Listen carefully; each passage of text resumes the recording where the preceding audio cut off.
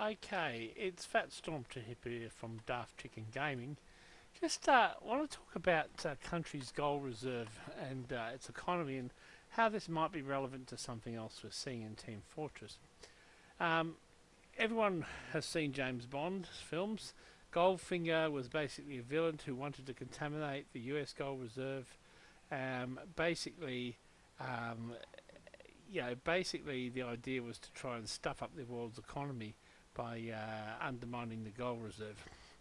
Now, gold has become less relevant in the modern age, but it is still a very important store of value.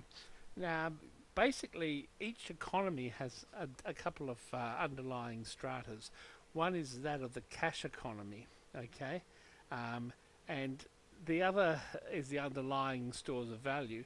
Bitcoin was one of them, but Bitcoin is unstable because it's a virtual currency and theoretically worthless, whereas gold, diamonds, platinum, all those things retain some value, irrespective of what happens to the world's economies. So, I guess the next thing is how does that fit with a Tf2 model? Just to go back in this idea of a gold standard, in 1694, basically banknotes were written with against the promise of gold. So countries with lots of gold reserve were regarded as being economically powerful. It also allows a way in which you could sell gold in order to pay off debts, and the countries that printed large amounts of money above and beyond their gold reserve were in fact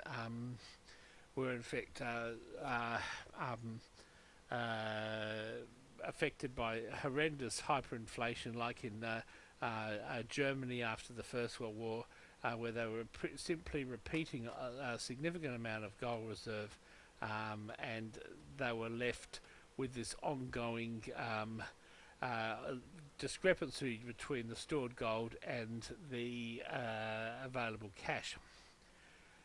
The top countries with expanding US gold reserve system, the United States, basically, um, the United States has long been secured against gold, but it did not prevent.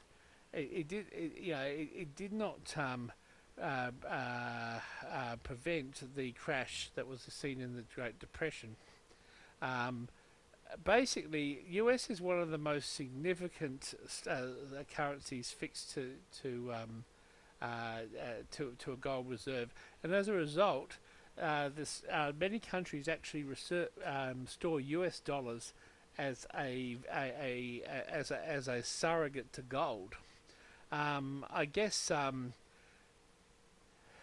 whether or not the so-called petrodollar system, petrol and oil-related thing, but the problem is oil is theoretically then is not really storable. It is consumable and actually stagnates and goes off. So basically, this is reminiscent of the TF2 economy in that we have a PayPal slash cash, a Steam credit type strategy of the economy, and we also have a key economy, which I've talked about previously. Now, in actual fact, the key economy is and the presence of multiple unusuals, big stores of unusuals, are in fact somewhat reminiscent of a hybrid between gold and maybe possibly towards Bitcoin as well. So in actual fact, what we have is a storage of some underlying systems. So basically, this is Venezuela. Venezuela is a shrinking economy. Look at this here. So you've got gold reserves, and then dramatic dip. Basically, they had a decreasing economy, and they sold off 2/3 of the gold reserve, and since then they've had ongoing issues because they're not secured against gold. So again, countries that are increasing their gold reserves have a propensity to be increasing wealth. Tajikistan, for example. Okay, so we're going to go back to what this means for the TF2 community. Um, just to say, obviously there must be a connection between gold trade, gold reserves, and gold prices, and the importance of having this secure of value that you can trade against. So we'll go on and have a look at what is happening in the economy at the moment.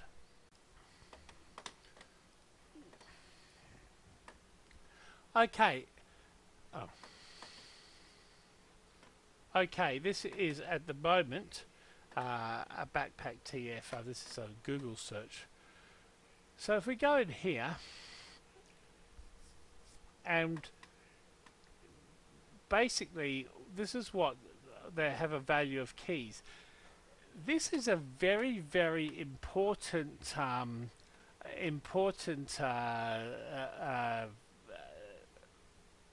guide for keys, and in effect is like a gold price, a gold reserve, and they've also got the exchange rate, which is analogous to the stock market. Buds have fallen off in values, refines have gone down, and as the keys have gone down, refine has gone up, and it's like an exchange. Okay, this is sort of indicative of what's going on. So this is like the equivalent of the stock exchange and currency exchange with multiple stratas in the economy. This might be, for example,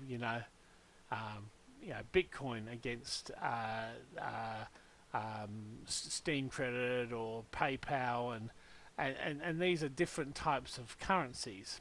Okay, the keys is the most stable because you buy them and they cost you money and they're available in the market, so they are linked to a cash flow. So they are a little bit like gold, and some people actually use the term pure because pure is like pure gold. So it's analogous.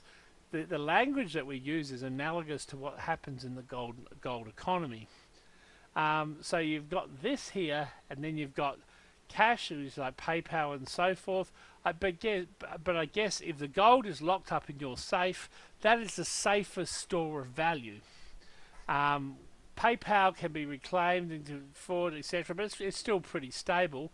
And then other measures like things like unusuals also form some sort of measures of values. And the golden pan is an example where there's something that tends to be relatively fixed in terms of its keyed values, which acts as a larger denomination bill or a bigger gold ingot, which is probably more like what it acts like. So if we go about statistics about the in terms of pricing, unusuals by effects, you can see here that a lot of these items are priced according to their keys. So you've got an economy here that is actually run on the gold or key economy. So in the past, this is how backpack worked. Okay, well, something really enormous has happened, and at first I thought it was a glitch, but in actual fact it is not a glitch. It is a fact that the statistics have changed. So the top inventories, in the past people with keys were at the top, but now it's based on community prices. So we go to somebody here and let's go back. We go to somebody here and we're going to look in their backpack, and it basically talks about the trade status in terms of ranking, refined metal, raw keys, according to the community market. So what they're doing is they're using the price of items for cash, but they're sort of the items that have already had a predetermined value in gold. It's interestingly though that they still, this is here, this is the community market value. So this is a so-called Steam, so the Steam value here, according to what it's worth, is a lot different than what the community market reflects it on. So this chap here, if you actually look in terms of his how much he has. So his 31,000 which is refined, raw metal, etc., etc., etc. But if you actually look at what his backpack is worth, it is actually considerably, potentially more, based on the what the actual value is. So it's really it's like that the store of value, which is gold, and it's like that part of the economy is virtually trying to be erased. Now, it is not erased because it's still there and it's still silent, but it's now, I guess, invisible. And this is something that's really, I guess, has a potential to affect the market. So in one case here, you've got here the pricing by item, for example, and you've got all these items here that have been valued quite highly in terms of their worth, but I don't think these are. Can't really say that they're reflective of what happens in the community market, because I can't imagine any of these have actually been sold on the community market. So what we would do is we'd go in there and have a look and see, okay, have these actually been sold on the community market? Well, the answer is no. Has it ever been sold on the community market? No, they're not. So there's going to be so many unusuals, or in this in gold, where they have a dollar value that has been dealt in the past, and now they're not showing up in the inventory. So people get the impression that it is a smaller economy. The size of the economy may therefore sort of be looked to say, oh, well, there's only so many items around. Now, obviously, if you search for them and so on, and you're knowledgeable, that's not the case. But if you don't, it may give you the impression that the economy is actually smaller than what you think it is. And that could be perceived as a contraction of the economy, a decrease in consumer confidence, and could precipitate a recession or depression within the Tf2 economy. It's just interesting to see. I'd be very interested to know the rationale for changing it over to Steam community markets. Maybe it's just they were upset with the fact that the key system was imperfect, but it was a system that pretty well most of us are grown up with. So I'm really sort of intrigued as to why they would have abandoned a system which was working. That is a